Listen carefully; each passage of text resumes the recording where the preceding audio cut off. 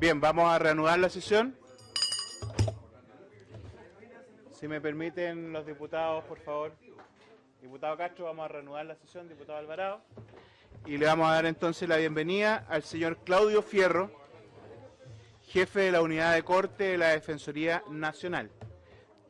Muy bienvenido, gracias por habernos acompañado y haber esperado su turno. Tiene la palabra entonces don Claudio Fierro, por favor. Sí.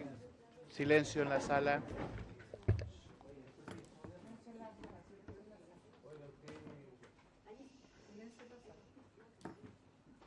Gracias, presidente.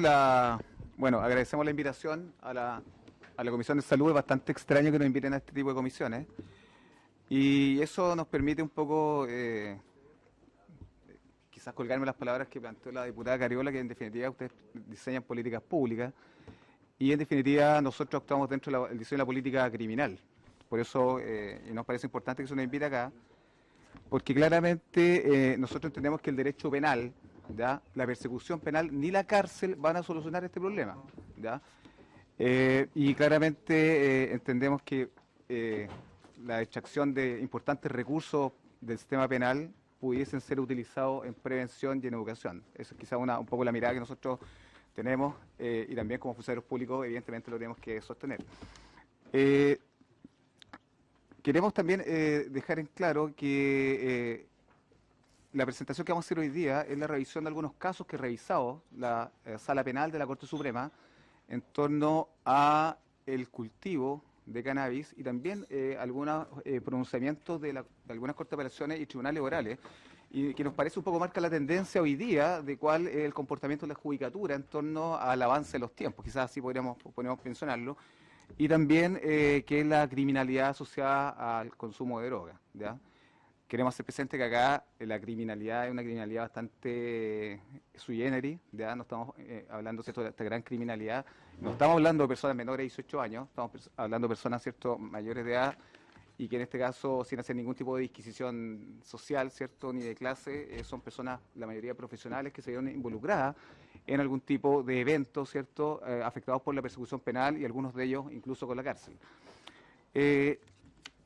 También quiero hacer presente que la defensa penal pública, a partir de las herramientas que nos da la ley, pudo obtener estos pronunciamientos, y esto es bastante sintomático, a través de la denuncia de infracción de derechos constitucionales, ¿ya? Fundamentalmente, ciertos derechos constitucionales como la autodeterminación, la libertad y autonomía personal, la libertad de conciencia, que están claramente, cierto, dentro de todo el catálogo de derechos fundamentales que tiene la Constitución Política de la República, y eso lo hicimos a través de recursos de nulidad y también a través de acciones constitucionales de amparo, ¿ya?, cuando se estuvo amenazando la libertad personal de algunas personas por, insistimos, por el ejercicio de otro tipo de derechos. Y claramente también nosotros entendemos que la Corte Suprema o algunos otros tribunales, en uso de sus facultades conservadoras y también como poder contramayoritario, es decir, estar dentro del contexto de la protección de las minorías y personas afectadas, ¿cierto?, por algún tipo de vulneración desde agentes del Estado, hizo algunos pronunciamientos y efectivamente hizo una interpretación distinta a la ley 20.000 de hoy día. Ha hecho una interpretación desde lo que se ha llamado el mundo del derecho internacional de los derechos humanos, una interpretación pro persona, entendiendo, ¿cierto?, todas las dificultades que plantea esta ley, que es absolutamente incoherente en varios de sus pasajes, ¿ya?, y que en definitiva la Sala Penal de la Corte Suprema entendió que claramente había que darle una interpretación que pudiese salvar algún tipo de situaciones que no están dentro o comprendidas dentro de la criminalidad grave, ni tampoco dentro del contexto de una difusión descontrolada, ¿cierto?, de, en este caso, marihuana. También es bueno hacer presente que con este resguardo de derechos constitucionales, la Sala Penal entendió que el Estado tampoco puede penetrar algunas esferas que son bastante privadas, ¿ya?, privadas de las personas, y es por eso que nosotros hacemos o llegamos a la Sala Penal de la Corte Suprema relevando estos derechos de autodeterminación, libertad de conciencia, ¿cierto?, y fundamentalmente libertad y autonomía de la persona. ¿Cuáles son los casos que nosotros queremos relevar hoy día y que dicen relación también con una discusión que puede ser bastante atingente a la discusión parlamentaria, que dice relación con la posibilidad de discutir arbitrariamente, por ejemplo, la cantidad de plantas, ¿cierto?, porque nos parece que es una situación absolutamente arbitraria, porque en un caso la Corte Suprema estableció que 6 plantas, ¿cierto?, era una situación que había que conocer y en definitiva se absolvió a esta persona que venía por 6 plantas. En un segundo caso se absolvió a una persona que venía por 40 plantas, ¿ya? Lo que también nos parece bastante llamativo, entendiendo esta disquisición normativa que hizo la Corte y una interpretación distinta de la ley 20.000. Y en otro caso, se absuelve a una persona, la Sala Penal de la Corte Suprema, por 16 plantas y 1 kilo de marihuana a granel, ¿ya? El denominador común de estas 3 causas, y también quizás relevar, quizás una causa inicial del doctor Milton Flores, que en definitiva la Corte Suprema no acogió, en definitiva, una de las tesis que nosotros planteamos y que tendía, ¿cierto?, a su absolución. Fue un caso bastante paradójico, que en definitiva se le condena en un segundo juicio a una pena superior, ¿cierto?, a la que inicialmente había sido condenado, sin posibilidad después de ejercer un recurso distinto. Este caso ya se ventila ante el sistema interamericano de derechos humanos. Pero que en definitiva, ¿cierto?, abre un poco la puerta para poder discutir estos temas, ¿cierto?, y que en definitiva la Sala Penal así lo entendió con posterioridad, efecto, y hoy día por unanimidad ha entendido la Sala Titular de la Sala Penal, que efectivamente es posible absolver a personas que en el ejercicio de sus derechos, ¿cierto?, han podido desarrollar algún tipo de conducta que hoy día, dentro de la ley 20.000, estarían sancionadas con penas de cárcel, ¿ya?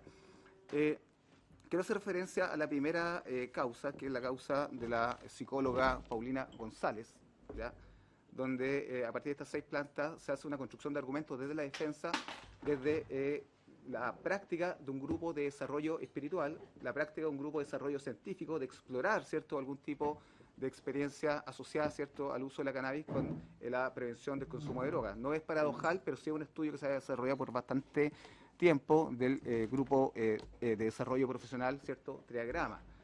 Y en este caso sí la Sala Penal entendió que efectivamente acá el cultivo de plantas, ¿cierto?, tampoco no es privativo, de acuerdo con lo que plantea la ley, del consumo personal y próximo del tiempo. También entendió que podía haber un desarrollo grupal, ¿ya?, no tan solo de una persona, sino de grupal, claro, para este cultivo de marihuana a efecto de desarrollar cualquier tipo de experiencia a partir, ¿cierto?, del consumo de marihuana. Porque nosotros planteamos que porque esta ley es bastante engañosa, ¿cierto?, e incoherente, porque efectivamente el consumo personal y próximo del tiempo no está sancionado, es impune, ¿cierto?, pero sí el consumo concertado sí tiene algún grado de sanción. ¿Qué es lo que hizo la Corte Suprema? Hizo un análisis distinto del artículo 8 en torno al autocultivo, donde ya surgieron algunas preguntas en torno a esta autorización que tiene que haber servicio agrícola y ganadero, pero efectivamente lo que estableció la Corte Suprema, y esto tiene un componente bastante, con un tecnicismo bien específico desde el derecho penal, que dice que los actos preparatorios de una falta, ¿ya?, no tienen sanción. Por lo tanto, si estas personas se iban a reunir a consumir, ¿cierto?, cannabis, y el acto preparatorio era el cultivo de una planta de marihuana, ese acto no tenía sanción, ¿ya? Es hacer una interpretación, ¿cierto?, haciendo, por eso hacemos una interpretación pro persona respecto de las tesis que nosotros planteamos a la Sala Penal de la Corte Suprema como una de las causales de una errónea aplicación del derecho, es decir, una errónea interpretación de la ley 20.000. Posteriormente una causa en la cuarta región donde con 40 plantas la Sala Penal de la Corte Suprema también acogió nuestra tesis, entendiendo una situación que es bastante también compleja de entender a priori, ¿ya? Y de ahí también hay que hacer casi también alguna disquisición casi botánica para poder entender que no todas las plantas que son, ¿cierto?, sembradas, ¿cierto?, llegan a un término feliz, por decirlo de alguna forma, en el periodo de cosecha. Por lo tanto, la plantación de 40 plantas de cannabis, efectivamente no todas podían llegar a feliz término. Por lo tanto, la Corte Suprema también entendió que pudiese resultar un acto preparatorio para un consumo final, que en definitiva no serían 40 plantas, sino que serían mucho menos, ¿ya? Esa también es una interpretación que ha hecho la Sala Penal en torno, ¿cierto?, a esta. Yo entiendo que esto puede generar algún tipo de sorpresa, ¿ya?, pero efectivamente si se hace un análisis en torno, ¿cierto?, a los alcances políticos criminales que tiene esta norma, efectivamente puede resultar bastante más fácil de poder entender y bastante menos difícil de suspenderse, ¿ya? Y luego, esta persona de las 40 plantas sí esgrimió que ella consumía porque tenía algún tipo de patología, ¿cierto? Y también la Corte Suprema entendió que sí había una claridad en torno al consumo que ella estaba sosteniendo. El tercer caso, que es bastante más complejo, es de una persona que estuvo 3 meses privado de libertad, ¿ya?, una persona en la ciudad de Rancagua, donde el Ministerio Público lo persiguió por tráfico de drogas y estupefacientes, visto lo establece el artículo 3 de la ley 20.000. Finalmente, el Tribunal Oral Lo Penal recalificó este hecho a autocultivo y la Corte Suprema lo absolvió ya por consumo. Este señor tenía una patología, que es un cáncer en una de sus extremidades, y se pudo establecer durante el desarrollo del juicio oral que efectivamente él consumía para paliar en parte ciertos los dolores que le generaba cierto este dolor óseo, según lo planteó un perito durante el desarrollo del juicio oral, y que en definitiva cierto marihuana a granel servía de abono para las otras plantas. Fue una situación que fue discutida, ¿cierto? Y que en definitiva también la Sala Penal entendió que, habiendo sido acreditado el consumo de esta persona, también estamos dentro de esta hipótesis de un acto preparatorio que en definitiva no tenía sanción si estaba destinado al consumo personal y próximo en el tiempo. Eso es lo que se pudo acreditar. También, por otro lado, insistimos con esta tendencia de la Sala Penal de la Corte Suprema a entender también el desarrollo de estos derechos constitucionales, cuando se entiende que el bien jurídico que protege la Ley 20.000 es la salud pública. Por lo tanto, la Corte Suprema entendió, ¿ya?, que la autolesión está fuera de este bien jurídico protegido, ¿ya? Por lo tanto, es una persona que va a consumir, es cierto, que es su consumo personal y que no existe una difusión incontrolada de la droga, es decir, que no va a estar dispuesta esa droga o no va a estar a disposición de personas que puedan hacer lucrar con esta sustancia, evidentemente no existe ningún tipo de delito y efectivamente está dentro de este contexto del consumo personal y próximo en el tiempo, directamente asociado, ¿cierto?, a estos derechos constitucionales que la Defensa Penal Pública planteó, ¿cierto?, como que estarían siendo vulnerados y en definitiva, ¿cierto?, la Corte sí también lo entiende. También queremos plantear que a través de acciones constitucionales de amparo, ya la Sala Penal pudo entender, ¿cierto?, en una causa del 17 de mayo del presente año, ya de una persona que fue detenida por funcionarios de Carabineros, y la Corte de Apelaciones y posteriormente la Sala Penal señala, si me permite muy breve, dice: atendido que el amparado acompaña documentación que da cuenta de que la plantación de cannabis le provee los extractos necesarios para mantener la terapia a su hijo menor de edad, la que debe realizarse de manera permanente por sugerencia del profesional médico que atiende al menor, y dada dicha circunstancia para evitar que las actuaciones indebidas de la policía antes de examinar se reiteren en el futuro, se acoge esta acción constitucional de amparo. Es decir, esta persona acompañó una serie de certificados extendidos por un profesional, ¿cierto?, que en definitiva suministrar aceite de cannabis a este niño, ¿cierto?, que era obtenido a partir de las plantas que él tenía en su casa, evidentemente estaba dentro de un contexto terapéutico y por lo tanto, ¿cierto?, está absolutamente prohibida su detención de acuerdo al mismo razonamiento que había planteado la Sala Penal de la Corte Suprema en estos tres casos anteriores.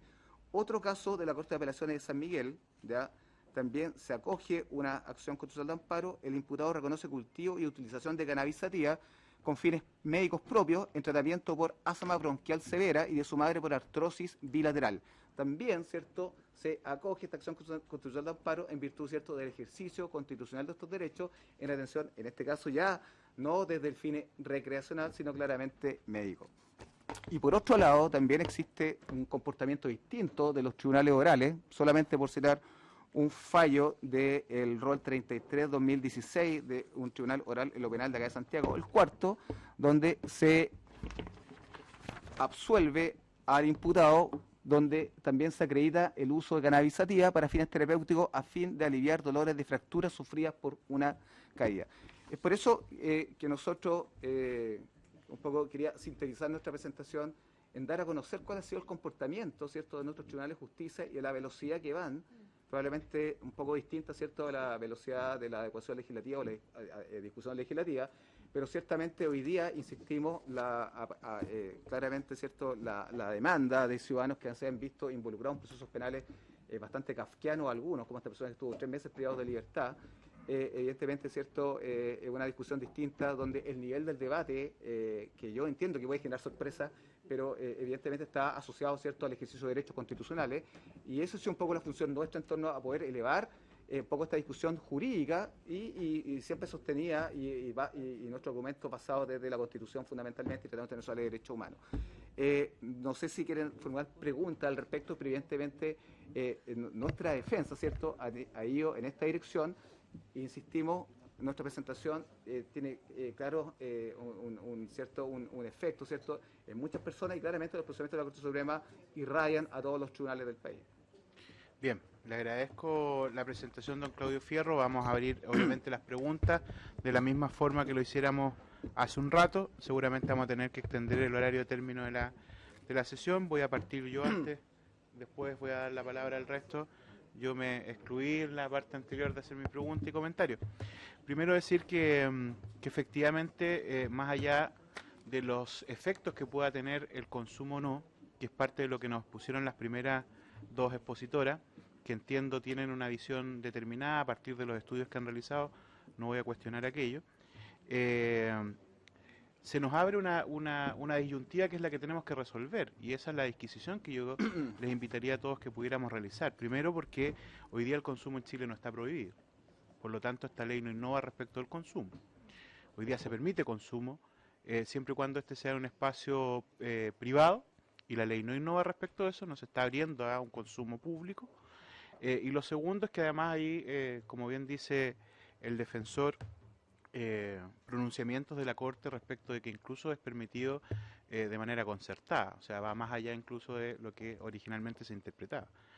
Entonces en eso no innova el proyecto de ley. Lo que nosotros estamos tratando de resolver es cómo, de alguna forma u otra, se evita que hayan vulneración de derechos a aquellas personas que son consumidoras y que a mi juicio deben ser vistos más bien como pacientes que como criminales.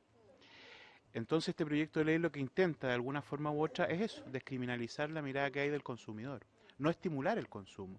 Y lo quiero dejar claro porque creo que una de las mayores contraposiciones que yo tengo con el pronunciamiento de las sociedades científicas no es respecto del fondo del daño que pueda producir el consumo, sino que precisamente no responden respecto de este punto, que me parece que es la cuestión central del debate que tenemos hoy día a propósito de este proyecto de ley. No sé si logro ser claro.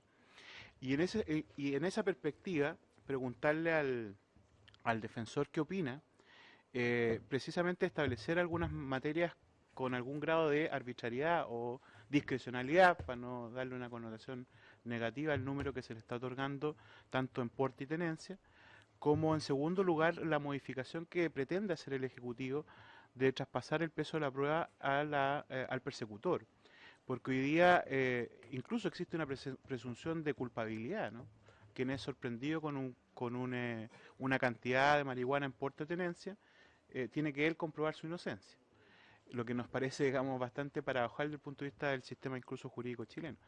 Entonces, ¿qué opina respecto a estas dos cosas? Nosotros establecimos en la primera parte de la legislación dos, digamos, elementos que son cifras, digamos, que llegamos a por convención, que es en porte 10 gramos, si mal no recuerdo, y en tenencia 6 plantas. Y sobre lo cual, si lo complementamos con la indicación del Ejecutivo, tampoco se consideraría, digamos, por sí, ante sí, tráfico, sino que debiera el persecutor establecer los elementos de prueba para poder establecer que hay un juicio sobre un posible tráfico. Entonces, quisiera, desde su perspectiva, que pudiera anotar esa pregunta y responderla posteriormente.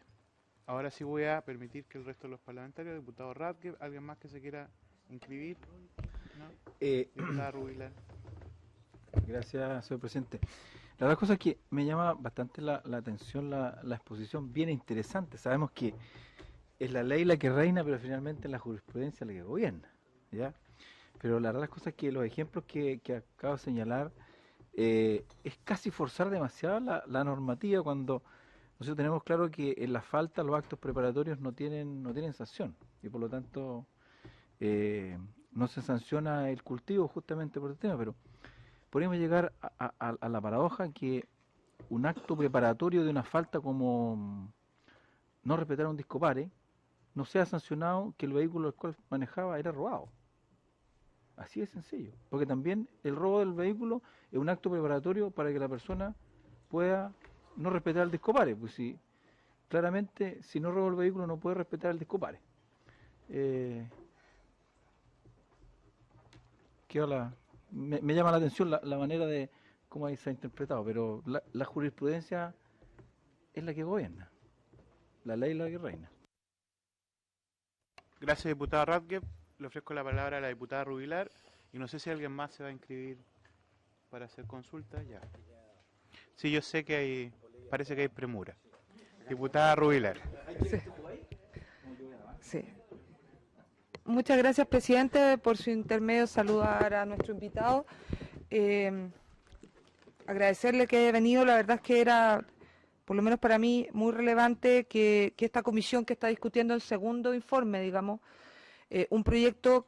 Entre medio de esa discusión se generó uno de los fallos, creo que el primer fallo de la Corte Suprema en esta materia, que cambia un poco la mirada que había tenido la Sala Penal, y es bien, efectivamente, complejo no legislar con estos antecedentes a la vista, porque estamos cambiando la ley 20.000 por una mirada de persecución que estaban teniendo nuestros consumidores, que a pesar de que la misma ley 20.000, como muy bien se decía, permite el consumo por parte del presidente, este consumo era casi mágico, porque no podía pasar nada para poder llegar a consumir. Entonces era una cosa bien especial. Entonces muchos de nosotros dijimos, bueno, esto tiene una incongruencia muy grande y por lo tanto hay que ver cómo avanzar. Yo personalmente, y lo he transmitido en múltiples oportunidades, creo que la discusión de plantas más, plantas menos, gramos más, gramos menos, es una mala discusión. Y lo he planteado categóricamente, y lo sabe el Ejecutivo, lo saben los diferentes parlamentarios, porque creo que lo que uno debe perseguir es el tráfico. Y cuando uno va al derecho penal, y bien lo decía nuestro expositor, el bien jurídico protegido es la salud pública. Por eso se sanciona el tráfico, porque uno le hace, entre comillas, un daño a otros y hace un daño a terceros. Pero cuando uno toma la decisión de autocultivar de forma colectiva o personal para su consumo, finalmente uno tiene decisiones por los mismos tratados internacionales que rigen en nuestro país la Constitución de incluso hacerse daño. Uno tiene ese derecho y eso lo deja la Corte Suprema en sus fallos de forma bastante clara. Mi pregunta, porque creo que nuestro expositor fue extremadamente claro al respecto de la esencia de los fallos de la Corte Suprema en diferentes instancias, no estamos hablando solo de 6 plantas, hablamos en un caso de 40, hablamos en otro caso de que no era tratamiento médico para sí mismo, es decir, están todas las aristas donde se cubre efectivamente que hay una autodeterminación de las personas y uno puede tomar sus propias decisiones siempre y cuando no haga daño a los demás. Mi pregunta es, este proyecto, con las indicaciones del Ejecutivo, de una planta, 2 gramos de porte, yo insisto, para mí la discusión es la esencia, es el derecho que tienen las personas, y por lo tanto el tema de los gramajes y todo, pero vámonos al extremo, a las indicaciones que hoy día ingresa el Ejecutivo. ¿Esto resuelve de alguna forma los recursos que muchas veces se mal utilizan por parte del Estado en persecución penal de consumidores, donde lo que vemos en las noticias son personas que son detenidas por 2 plantas en su casa versus que no encontramos nunca los narcotraficantes y las policías se desvían recursos y los jueces y el Ministerio Público y todo? O sea, en algo contribuye, como aquí se ha planteado, de que ahora, que con la carga de la prueba, que el gramo... ¿O no se genera una discusión al respecto si se está creando el delito de consumo? Yo tengo mis dudas muy grandes al respecto de que poner una corte, ya sea en gramaje o en planta, no estemos creando el delito de consumo y que esta carga sea bien relativa y depende de la interpretación. Entonces, si a mí me pillaron con 2 gramos 5... que, insisto, el narcotraficante ese sí que va a ir con pesado, ese tiene pesa en la casa, ese se va a preocupar de estar diferenciado, el que no va a andar pesando probablemente va a ser el consumidor. Entonces, el que pase de eso, no vamos a tener el riesgo de estar creando un delito de consumo que hoy día no existe. Entonces, a mí me gustaría preguntarle al defensor cómo ve este proyecto con las indicaciones del Ejecutivo y qué piensa al respecto de si debe avanzar o no debe avanzar, según lo que hoy día ha pasado con la Corte. Gracias, diputada Rubilar. Finalmente la diputada Cariola me ha pedido la palabra. Sí, no, brevemente, yo creo que la diputada Rubilar ha puesto sobre la mesa un debate que claramente nuestro invitado, bueno, y darle la gracia y la bienvenida por estar acá, que nuestro invitado expone en base a algo que se ha venido planteando públicamente hace bastante rato, ¿no? Y en algún minuto incluso se dijo que el proyecto de ley del cual ambas somos autoras, por su intermedio del presidente y varios de los que estamos presentes también, finalmente de alguna forma va quedando corto en relación a cómo la propia justicia penal ha ido tomando acciones respecto de los distintos casos y situaciones que se han presentado en relación a esta materia.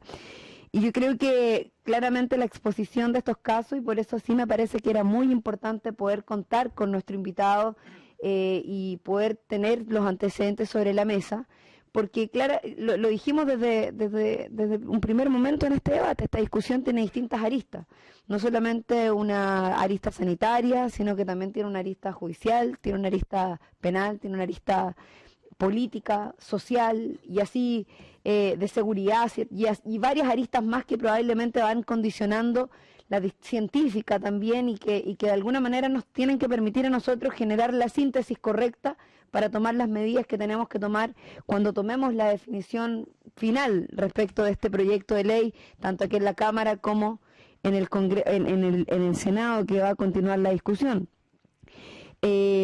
Yo quisiera ser un poco más concreta en la pregunta a propósito de todos los casos que se han planteado acá y preguntarle a nuestro invitado, a Claudio, cuál es su opinión respecto particularmente de cómo está planteado este proyecto de ley en relación a, y con todos los alcances que este tiene, porque el proyecto de ley, recordemos, fue aprobado en términos generales por 67 votos en la sala de la Cámara de Diputados, con indicaciones que fueron incorporadas por esta Comisión de Salud y que hoy día vuelve a la Comisión básicamente porque el Gobierno incorpora nuevamente indicaciones que, si bien reconocen la mirada de regulación, que es distinta a la mirada de prohibición que hemos tenido hasta ahora en cómo se rige, ¿cierto?, la política de drogas en Chile desde la ley 20.000.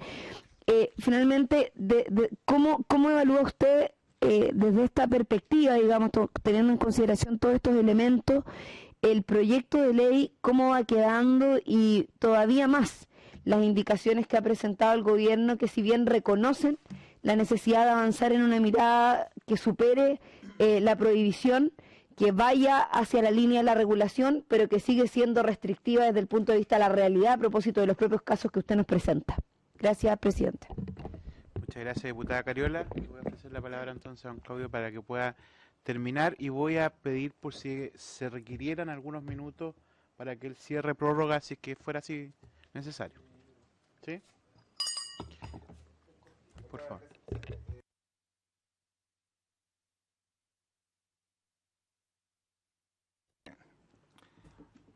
La asociación criminógena que tiene el consumo de marihuana o los casos que nosotros hemos planteado, ¿cierto?, con el derecho penal. ¿Por qué lo planteamos? Porque efectivamente los grados de lesividad, de los cuales también se ha hecho cargo la Corte Suprema, son bastante febles, ¿ya? A diferencia de otro tipo de drogas, como por ejemplo el alcohol, que ha estado asociado a las causas sobre violencia intrafamiliar, una causa directa, ¿cierto?, con un efecto criminógeno directo, o por ejemplo, ¿cierto?, las modificaciones que tuvo la ley de tránsito con la llamada ley Emilia. En definitiva, también el consumo de estas drogas legales ha tenido un efecto criminógeno directo, situación que ha sido distinta, ¿cierto?, a los casos que nosotros hemos traído hoy día a colación y que en definitiva están dentro de un contexto de lesividad bastante de menor intensidad y con una relevancia jurídica y social también menos intensa. Respecto a la pregunta que hizo usted, presidente, yo quizás no tengo y tampoco soy el encargado de plantear ningún tipo de cifra ni arbitraria ni discrecionales, pero sí me parece de la lectura bastante laxa que podemos hacer los defensores del mensaje que ha sostenido la Corte Suprema en sus pronunciamientos. Yo creo que es bastante claro. O sea, nos parece que la discusión y el avance progresivo de los derechos y el ejercicio de los derechos humanos y de derechos fundamentales bastante progresivo de la Sala Penal de la Corte Suprema es bastante distinto a las discusiones diría, que están o que giran en torno a estas modificaciones legales. La pregunta fue a propósito de la opinión del ministro Lamberto Cisterna, que fue parte de algunos de estos fallos y que él planteaba que era positivo, o veía como positivo, establecer cifras discrecionales, y de hecho no compartía los fallos respecto a más plantas. Por eso. Él es el voto disidente de las 40 plantas. Entonces, claro, quizás ahí tenemos una visión distinta a la disidencia que después se suma a la mayoría. Pero sí, yo creo, o sea, no tengo la respuesta, no tengo la respuesta para eso, porque en definitiva yo creo que puede ser bastante arbitrario dar una cantidad de plantas, porque también esto quizás llamar a los expertos en botánica jurídica, ¿cierto?, por llamarlo de alguna forma, de poder explicar, ¿cierto?, en forma detallada cuáles son los alcances de la cosecha y la plantación de cannabis, porque en definitiva hay plantas que son machos, plantas hembras, plantas hermafroditas, y en definitiva, ¿cierto?, si se autoriza una sola planta y le toca la mala suerte a ese consumidor que una planta macho no va a tener ningún tipo de posibilidad de disfrutar las bondades de esa planta, por llamarlo de alguna forma, ¿cierto? Pero sí quiero plantear, ¿cierto?, que la lectura que podemos hacer de estos fallos de la judicatura, como usted plantea, ¿cierto?, que estaría reinando, nos parece que sin tener la intención, los jueces hoy día acá en Chile de diseñar políticas públicas, nos parece que es bastante claro el mensaje de hacerse cargo de casos que están fuera de la esfera de esta criminalidad grave, y como plantea la diputada Rubilar, ¿cierto?, que en definitiva, ¿cierto?, si hacemos una revisión de casos que han sido legalmente tramitados, que no se han salido del marco constitucional ni legal por parte del Ministerio Público, son todas sentencias condenatorias y han sido implacables los jueces en torno, ¿cierto?, a perseguir conductas asociadas, ¿cierto?, al tráfico de drogas en virtud del artículo 3 y 4 de la ley. Pero en este caso, donde en definitiva, o en estos casos donde en definitiva que nosotros hemos planteado, y como dice la diputada Cariola, que tiene distintas dimensiones, distintas aristas, evidentemente ha existido una mirada distinta. Solamente citar al profesor, que por casualidad fue diputado, pero siempre fue profesor de Derecho Penal, el profesor Juan Busto, que dice que el control penal a la provisión y consumo de droga parece como una de las formas más clásicas de aplicación del derecho penal del enemigo, ¿ya? En torno donde existe esta presunción siempre asociada a la comisión de delito de la persona que está asociada a las drogas, pero en este caso claramente el profesor tiene razón, y en este caso existen otras formas o otras dimensiones, como plantea la diputada Cariola, que están asociadas a otro tipo de aristas y que en definitiva la Corte Suprema se hizo cargo de esas dimensiones que están fuera de la persecución penal de la criminalidad más grave.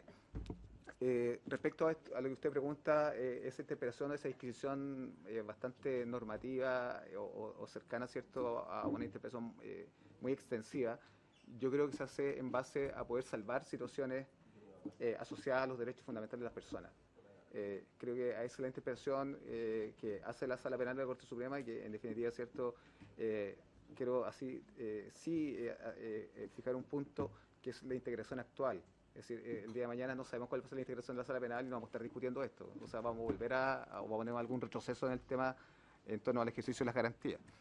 Pero, en definitiva, y quizás para terminar, acá lo que se está planteando es no criminalizar a los consumidores una droga o una planta o un ejercicio que es bastante transversal. No es privativo de un sector social, es bastante, entonces creo que hay que hacerse cargo de una u otra forma. Y, en definitiva, si se me pregunta si me parece bueno o malo el proyecto, creo que el mensaje de la Sala Penal de la Corte Suprema está clarito. O sea, desde el punto de vista de las garantías y de la persecución penal, me parece que es bastante claro el mensaje. No sé si ellos buscaron ese propósito, pero en definitiva nos parece que discutir si una planta está bien, o 2 gramos, o 6 plantas está bien, nos parece una discusión que hoy día es bastante acotada y que tiene otras dimensiones. Insisto con lo que plantea la diputada Carola, esto tiene una dimensión absolutamente distinta, o sea, tiene dimensiones sociales, dimensión económica. Estamos hablando de la dimensión de la prevención, de la educación, etcétera, etcétera.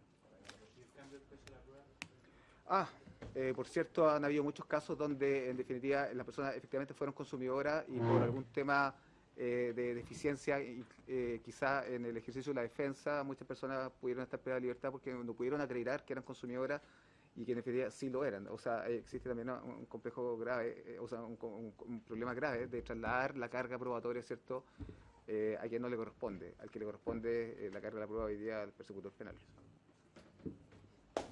Bien, agradezco a los invitados, a las invitadas y a los diputados y diputadas. Habiéndose cumplido el objeto de la sesión, se levanta. Ojalá,